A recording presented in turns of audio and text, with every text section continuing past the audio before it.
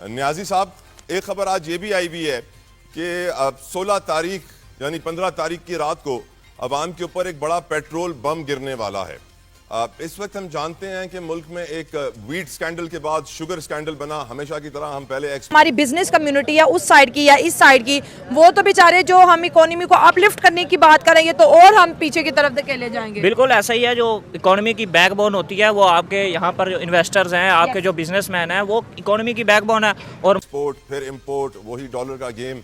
आपकी नज़र में किसान का हाल, मईशत का हाल, गरीब आदमी का हाल, हम जानते हैं कि इस वक्त 10 से 12 करोड़ लोग पाकिस्तान में गुर्बत की लकीर से नीचे 2 वक्त की रोटी के लिए धक्के खा रहे हैं। अब पेट्रोल मजीद महंगा होगा, क्या होगा फिर न्याजी साहब? जब से पाकिस्तान बना है उसके बाद हम कहीं प्रोग्रेस कर नहीं पाए, चाहे वो एजुकेशन सिस्टम हो हमारा, चाहे हमारी इकोनॉमी हो, हम बिजनेस को लेकर, ट्रेड को लेकर। कई कंट्रीज ऐसे बना करती हैं जैसे पाकिस्तान को क्रिएट किया गया, लेकिन पाकिस्तान कभी संभल नहीं पाया। साथ साथ हमने यहाँ पे टेररिज्म भी देखी। इसकी स्मूथनेस आ जाए क्योंकि इससे हमारे जो इकोनॉमी को बहुत बड़ा नुकसान होगा और आई थिंक सो कि ये चीज़ें स्मूथ होनी चाहिए। इंडिया बोल रहा है ये मेरे नेशनल इंटरेस्ट के लिए ज़रूरी है कि मैं किसी भी पाकिस्तानी झंडे वाले बहरी जहाज़ को इंडियन पोर्ट्स पे ना आने दो। वो हर चीज़ को अपने नेशनल इंटरेस्ट के साथ जोड़े। पाकिस्तान के ऊपर अटैक, वो भी उनका नेशनल इंटरेस्ट है।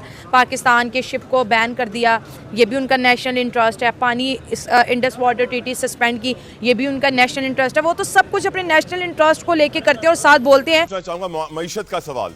पेट्रोल मजीद महंगा होने जा रहा है, अशिया खुरानोशी कीमतें, आपको मालूम है घर के बिजली के बिल, खाने के बिल, सारी चीज़ें करते करते खर्चे कहाँ पहुँच गए हैं। आपकी नज़र में अगर मजीद पेट्रोल महंगा होता है अगले कल परसों, तो उसका इम्पैक्ट क्या आएगा शैला साहबा? जाहिर है कि जब भी पेट्रोल महंगा होता है तो उससे महंगाई ही बढ़ती है। लेकिन मैं आपको ये बात बता दूं कि पीटीआई ने जो आईएमएफ से माहिदा किया था वो हमने ख़त्म नहीं किया है। इनके माहिदे से मुकर जाने की वजह से हुकूमत ने उसको बहाल करने में 8-9 महीने लगाए हैं। उसके हिसाब से पेट्रोल की कीमत तो बहुत बढ़ेगी अभी। भाई इस फील्ड में क्यों नहीं मुकाबला करते, तालीम में क्यों नहीं मुकाबला करते? तो कुछ पॉजिटिव जो फील्ड्स हैं उनमें आइए और दुनिया को दिखाइए हमने एक नया मुल्क बनाया। उस वक्त यही कहा गया था कि हम आपको इंडिया से बेहतर मुल्क बना के दिखाएंगे, जहां पे इंसाफ होगा, जहां पे लोगों को उनके हुकूक मिलेंगे, जहां पे खुशहाली होगी। आइडियल इस्लामिक स्टेट का प्रॉमिस किया गया। तो भाई where is that promise, what happened to that? तो ये जो हमारे थिंकिंग सेक्शंस हैं, सोचने समझने वाले लोग हैं, उनको ये पॉइंट रेज करने चाहिए कि भाई मुल्क बनाने का मकसद क्या था? इंडिया के साथ दुश्मनी निभाना था या अपने अवाम की फलाह बहबूद था? दर्द उसको होता है जो अवाम का नुमाइंदा होता है। मैं कुछ दिन पहले सुन रहा था किसी एक एमएनए ने जो हमारे इस्लामाबाद का है, तो उन्होंने कहा कि जी अवाम चाहती है कि ये रोड बन जाए। उन्होंने कहा इस अवाम को इस दफा हमने उनसे इस तरह बदला लेना है, इन्होंने वोट तो हमें दिया नहीं है, हम तो जीते हैं फॉर्म 47 पे, तो ये अवाम इसी की लायक है। नमस्कार दोस्तों, भारत के ऑपरेशन सिंदूर में पाकिस्तान की तबाही के बाद पाकिस्तान में हालात ये है कि वहां पर लोगों के भूखे मरने की नौबत आ गई है। बड़ी बड़ी डींगे हाँकने वाला पाकिस्तान अपने लोगों को ही 2 वक्त की रोटी नहीं दे पा रहा है और वहां का मीडिया चैनल भी अपनी ही सरकार पर सवाल उठा रहे हैं कि जंग करके हमने क्या हासिल कर लिया। हमारे लोगों को तो 2 वक्त की रोटी भी नसीब नहीं हो रही है और इसके साथ ही पाकिस्तान में अब पेट्रोल के दाम भी आसमान छूने वाले हैं, जिससे कि अभी से ही हाहाकार मचा हुआ है। और इसी को लेकर पाकिस्तानी मीडिया का कहना है कि भारत से व्यापार भी बंद हो चुका है और भारत ने जो हमले किए थे उसे पाकिस्तान की इकोनॉमी भी बैठ गई है और हम भारत जैसे देश जिसकी इकोनॉमी दुनिया में तीसरे नंबर पर आ गई है उससे जंग करने की बात करते हैं। इसके अलावा पाकिस्तानी मीडिया का कहना है कि अगर इसी तरह चलता रहा तो हमारी इकोनॉमी दुनिया की सबसे नीचे गिर जाएगी। आपको तो पता ही है दोस्तों कि पाकिस्तान भारत पर आतंकवादी भेजकर हमला करवाता है और आम लोगों को अपना शिकार बनाता है, लेकिन इस बार भारत ने पाकिस्तान को ऐसा तगड़ा जवाब दिया है कि पाकिस्तान का उठना भी अब मुश्किल हो गया है। हालात ये हो गए हैं कि वहां पर महंगाई आसमान छू रही है और वहां के लोग अब भूखे मर रहे हैं। इसके अलावा वहां पेट्रोल के दाम अब आसमान छूने वाले हैं, जिससे कि अभी से ही हड़कंप मचा हुआ है। वीडियो को पूरा देखें दोस्तों, काफी मजेदार। That is the question that they should ask. लेकिन सर हर डिपार्टमेंट, जैसे मैंने कहा आपसे, कि वो बिकता चला गया या तबाह होता चला गया, चाहे उसमें स्टील मिल हो, चाहे उसमें पीआईए हो। और यहाँ पर जितना मजहब का चूरन हमने बेचा शायद ही आपने किसी कंट्री में देखा हो, लेकिन हम जो आंखें भारत को दिखाते हैं वही आंखें हम ईरान और अफगानिस्तान की तरफ नहीं देखते। जो धमकियां हम भारत को देते हैं, कभी न्यूक्लियर वॉर की, कभी कुछ कर लेंगे, कभी गजवा हिंद, वो चीजें हम कह लीजिए कि अफगानिस्तान और ईरान की तरफ नहीं करते।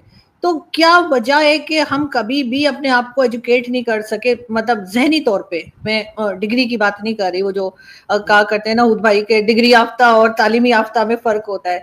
हमारे लोग कभी भी तालीमी याफ्ता नहीं निकले, डिग्री याफ्ता ही निकले, तो क्यों हम इस चीज को नहीं आगे कर पाए कि बेहतर तरीके से बढ़ सकते एज अ कॉम? जी, एक तो वही बात है ना कि तरजीह जो है, एजुकेशन हमारी तरजीह नहीं रही, प्रायोरिटी नहीं रही। और उसमें भी फिर जो एजुकेशन भी हम देते हैं वो इंडोक्ट्रिनेशन और ब्रेन वॉशिंग ज़्यादा है, इनलाइटनमेंट कम है, क्रिटिकल थिंकिंग स्किल्स हम बिल्कुल नहीं सिखाते। तो उनसे तो हमें ख़तरा महसूस होता है कि उससे जो है ना लोग गुमराह हो जाते हैं, वो जनाब स्टेट के लॉयल नहीं रहते, पेट्रियाटिक नहीं रहते। तो इस तरह के जो हमारे खौफ हैं उसकी वजह से मेरा ख्याल है कि हमने उस तरफ तवज्जो नहीं दी। तो अब पूरी दुनिया में आप देखिए कि क्या ट्रेंड है कि आपको वो क्रिटिकल थिंकिंग स्किल्स सिखाते हैं, इंटरनेशनल मार्केट प्लेस के लिए तैयार करते हैं, ना कि कोई नैरो माइंडेड। और कीमत बढ़ेगी और फिर अब आप लोग यकीनन अपने वोटर्स को फेस करते हैं इंशाल्लाह साहब, अब मुश्किल नहीं हो जाता है उनको दिलासा देने में, उनको यकीन दिलाने में कि हालात बेहतर हो जाएंगे? जो हमारा वोटर है उसको मालूम है कि ये क्या हुआ था, उसको मालूम है कि एक वजीर आजम ने जो है मुआहदा किया था IMF से और उसके बाद वो अपने वादे से मुकर गया था। हाल यहाँ पे यही है कि ये हर चीज में खुद टूटते हैं। 26वीं आईनी तरमीम में कामरान मुर्तजा साहब मौजूद थे, बड़े मेरे लिए बड़े काबिल एहतराम है। पूछे कि ये बराबर के शरीक थे, इन्होंने 4 तरमीम दी जिसमें से 2 एक्सेप्ट हुई और उसके बाद इन्होंने कहा कि अब हम जो है अडियाला जाएंगे और उनसे मिलेंगे। वापस आके खुद कामरान मुर्तजा साहब ने कहा है कि जिस दिन पास हो रही थी मेरा बस यही काम था कि आप तो कह रहे थे होंगे। फिर इनके आमिर डोगर साहब ने कहा था कि यही तरमीम में तो हमें कोई इतराज नहीं। आज बात शुरू करते हैं तो आज 18वीं तरमीम की मुखालफत से शुरू करते हैं, 26वीं आईनी तरमीम की मुखालफत से बात शुरू करते हैं। तो इनका कोई भरोसा ही नहीं है। अपने वक्त में इन्होंने माहिदा किया था कि पेट्रोल की कीमतें नहीं बढ़ाएंगे, लेकिन कम नहीं करेंगे, लेकिन 10 रुपए कम कर दिए थे। फ्यूल एडजस्टमेंट में 5 रुपए कम कर दिए थे। तो ये वो लोग हैं जो मईशत से आउटलुक के साथ आपको तैयार किया जाता है।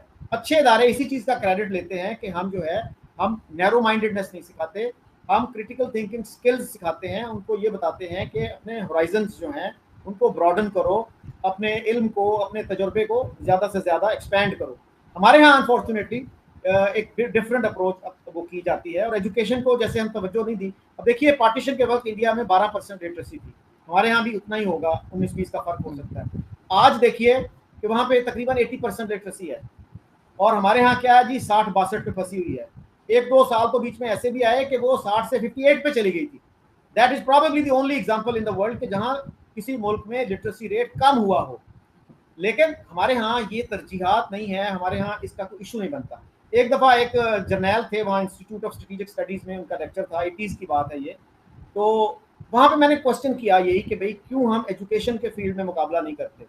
तो वो जर्नैल साहब कहने लगे कि जी मेरा मौजू ये था तो इसलिए मैंने। तो इस वीडियो में आपने देखा दोस्तों कि कैसे भारत से जंग की बात करने वाला पाकिस्तान अपने ही लोगों को 2 वक्त की रोटी नहीं दे पा रहा है और वहां पर महंगाई आसमान छू रही है। अब इस वीडियो में इतना ही दोस्तों। वीडियो कैसा लगा कमेंट में अपनी राय जरूर बता देना। वीडियो को लाइक करना, शेयर करना, चैनल को सब्सक्राइब करना। मिलते हैं पाकिस्तानी मीडिया और जियो पॉलिटिक्स जुड़े ऐसे ही वीडियो में। तब तक के लिए धन्यवाद। जय हिंद, जय भारत, जय श्री राम।